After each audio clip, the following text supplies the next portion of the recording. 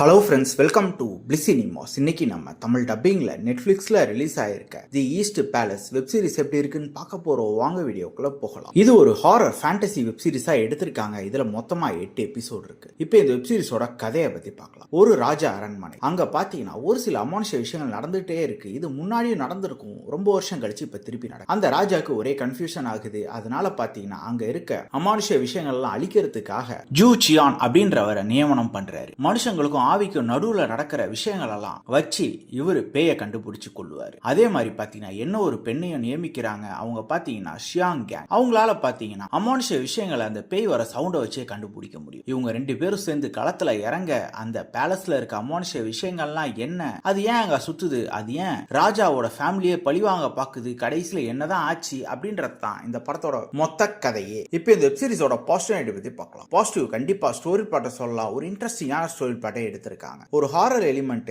அத கொஞ்சம் ஹிஸ்டரி எல்லாம் கலந்து ரொம்ப நீட்டாவே பிரசன்ட் பண்ணிருக்காங்க. குறிப்பா இவங்க காமிச்சிருக்க அந்த பேலஸா இருக்கட்டும், அதோட பிரம்மாண்டமா இருக்கட்டும், அதுல இருக்க அமானுஷ விஷயத்தெல்லாம் தரமாவே காமிச்சிருக்காங்கன்னு சொல்லலாம். இந்த வெப் சீரிஸை நல்லா செலவு பண்ணி எடுத்திருக்காங்கன்னு சொல்ல முடியுது. இவங்க அதோட அந்த வரலாறையும் கலந்து பேசியிருக்கிறதெல்லாம் நல்லாவே இருக்கு. ஆனா அது ஒரு சிலருக்கு புரியாம இருக்கிறதுக்கும் வாய்ப்பு இருக்கு. அதே மாதிரி அந்த ஹாரர் எலிமெண்ட்ஸ் வரடெல்லாம் ரொம்ப விறுவிறுப்பா இருக்குன்னே சொல்லலாம். பெர்ஃபார்மன்ஸும் பாத்தீங்கன்னா வெப் சீரிஸ் நடிச்சிருக்க ஒவ்வொருத்தருமே தரமான பெர்ஃபார்மன்ஸ் கொடுத்திருக்காங்க. கேரக்டர்ஸுமே சூப்பரா எழுதியிருக்காங்கன்னு சொல்லலாம். இந்த வெப் சீரிஸோட நெகட்டிவ் பத்தி பாத்தீங்கன்னா ஒரு சில இடங்கள்ல வெப் சீரிஸ் பயங்கர ஸ்லோவா போகுது. அதெல்லாம் இன்னும் கொஞ்சம் கட் ஷார்ட் பண்ணி எடுத்திருந்தா நல்லாவே இருந்துரும். அதே மாதிரி இவங்க பேசியிருக்க அரசியல் நம்ம கொஞ்சம் அந்நியமா இருக்கு. அதனால நம்ம கனெக்ட் ஆகாம இருக்கிறதுக்கும் வாய்ப்பு இருக்க தான் செய்யுது. கொஞ்சம் இன்ட்ரெஸ்டிங்கா உட்காந்து பார்த்தா கண்டிப்பா புரியவும் வாய்ப்பு இருக்கு. மொத்தத்துல என்கிட்ட கேட்டீங்கன்னா இது ஒரு நல்ல வெப் சீரிஸ் தான். ட்ரை பண்ணி பாருங்க. வெப் சீரிஸ்க்கு நம்மளோட ரேட்டிங் கேட்டீங்கன்னா 10க்கு 7 மார்க் கொடுக்கலாம். இன்னொரு வீடியோல சந்திக்கலாம். தேங்க்யூ.